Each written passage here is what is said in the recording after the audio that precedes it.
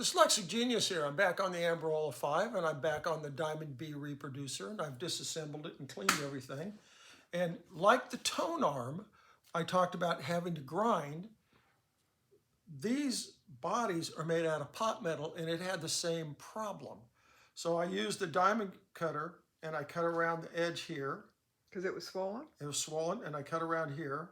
Then I used my belt sander to get this edge is critical because it usually, they swell out this way on the top. So this is fitting right here in the edge. So I went back and forth and I used layout die or a felt pen.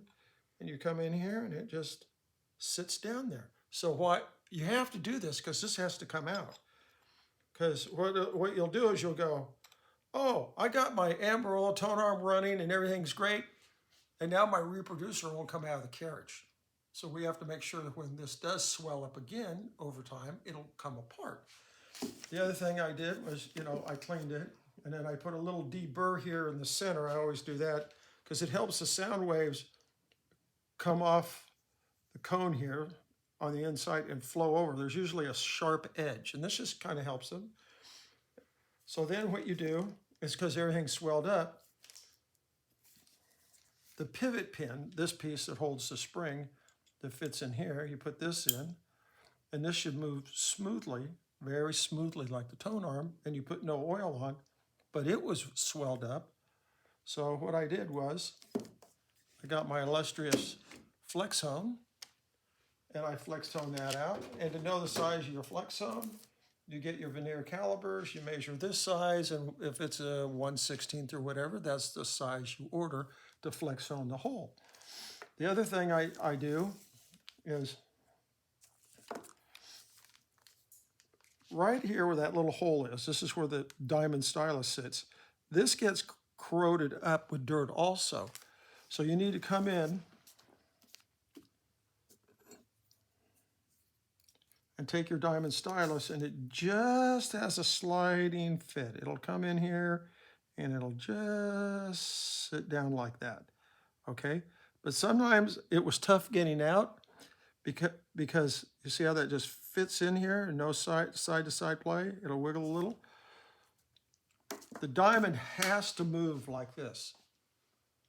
The next thing I did was, how do you clean the paper diaphragms on one of these or a diamond disc?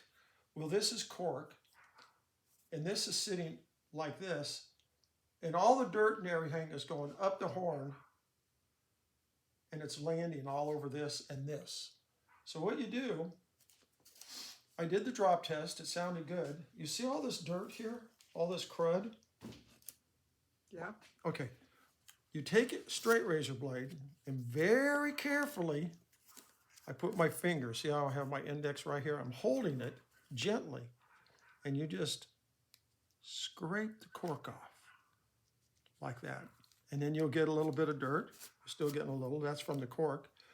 But the dark stuff, so you do that all the way around, and then you gently come in here and clean a little bit of the dirt off, because you will get crud under here by the gaskets. Then you come around the other side, and you just gently just wipe this down like that, and get all the dirt off.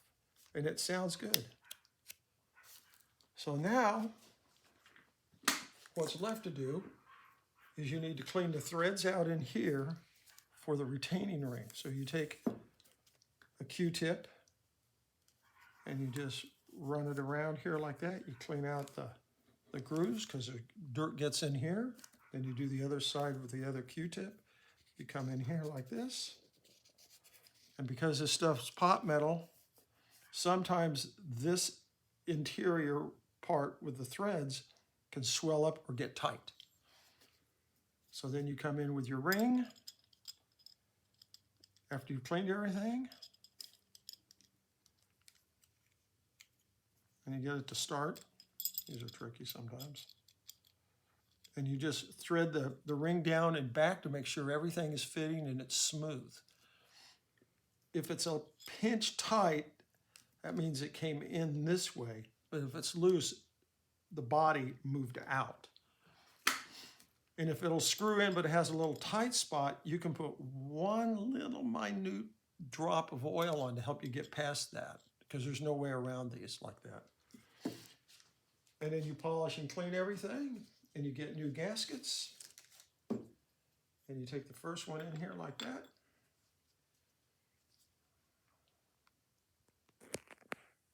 You set it in. And then in the next video, I'm going to show you how to assemble it. We put the new first gasket in. We've stretched that out a little. You always take your gaskets and stretch them out just a little bit so they'll kind of push in against the body of the reproducer. It helps hold them in place. And that's my tip for the day.